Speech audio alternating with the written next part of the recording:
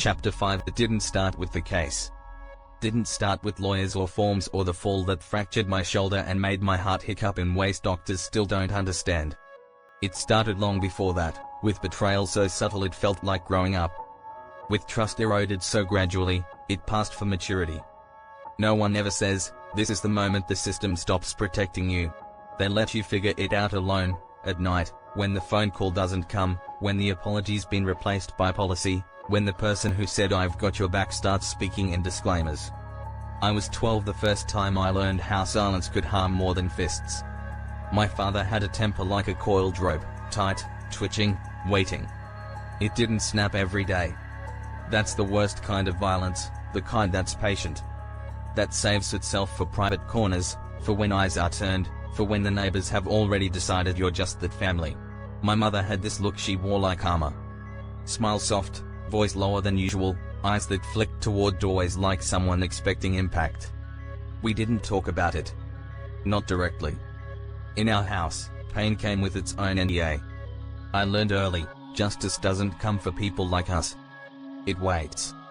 It watches. It lets things get bad enough that someone else reports it, usually too late. The first time I told a school counselor, she thanked me for being brave. Wrote it in my file. Then she called home. Nothing changed except the volume of my punishments. The second time I spoke up, the state sent a man in a blazer who scribbled things and left after 20 minutes. We got a letter 2 weeks later, no conclusive findings. My mother told me not to speak to strangers anymore. So I learned silence. And I learned the shape of systems that smile while they close doors. I carried that silence with me like a tool. Wore it like a uniform. You grow up thinking resilience is a compliment, but it's really just the name they give your survival when they don't want to feel responsible for it. By 16, I knew how to dodge authority while looking cooperative. I learned that if you made eye contact, kept your tone calm, and nodded at the right moments, no one looked deeper. The more broken I felt inside, the smoother I became on the outside. That's the trick, don't bleed in public. It unsettles people. It makes them feel like they owe you something. And no one wants to feel that. Not teachers. Not mentors. Not even friends. Especially not friends. There was one, though. Marcus. The kind of friend who asked questions you didn't want to answer but stuck around anyway. He saw through the charm, the wit, the over-preparedness. Saw the way I jumped at slamming lockers or paused before going home. You ever need an out, he said once, you can crash at my place. No questions. I never took him up on it. But I remembered that offer more than most things people actually did for me. Because it came with no form, no conditions, no paperwork. Just choice. Years later, I'd think about Marcus every time a lawyer smiled at me while flipping through a folder that defined my worth in billable hours. They never saw me. Not like he did. There was a teacher once, Ms. Reynolds. She taught literature like it mattered. Like words weren't just assignments but survival. She gave us Baldwin and Morrison, handed out poems like medicine.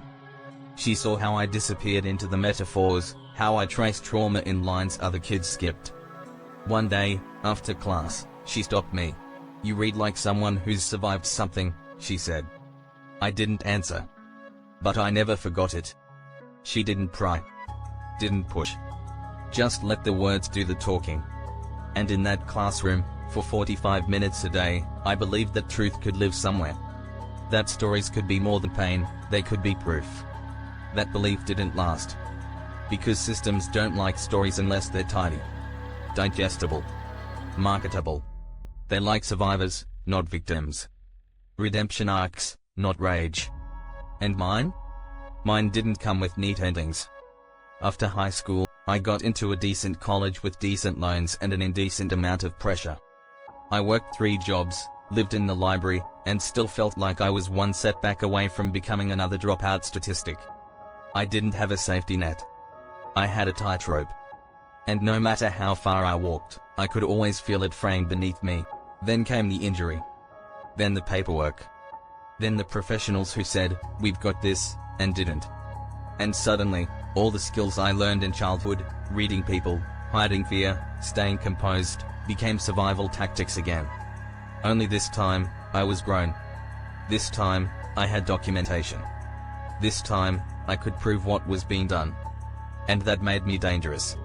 What no one tells you is that the system doesn't have to punish you to break you. All it has to do is shrug. All it has to do is let the clock run. You file the complaint. You follow the rules. You show up to the hearing they reschedule. You sit through mediation you didn't agree to. And when it's all done, when they pat you on the back for being patient, you walk away with nothing but a file number and a nervous system that forgets how to rest. But I already knew that rhythm. Had heard it before in a different form. In the slamming of a bedroom door. In the softness of my mother's voice when she said, "It's better not to stir things up." In the way every adult I ever trusted eventually said, "There's only so much we can do."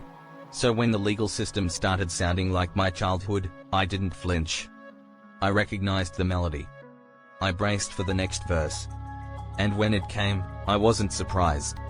I was ready. Not because I had resources. Not because I had power. Because I had survived the kind of betrayal that teaches you how to function without hope. And when you can do that, you're a system's worst nightmare. Because you don't need its permission to keep fighting. You just need memory. And mine? Mine's a weapon now.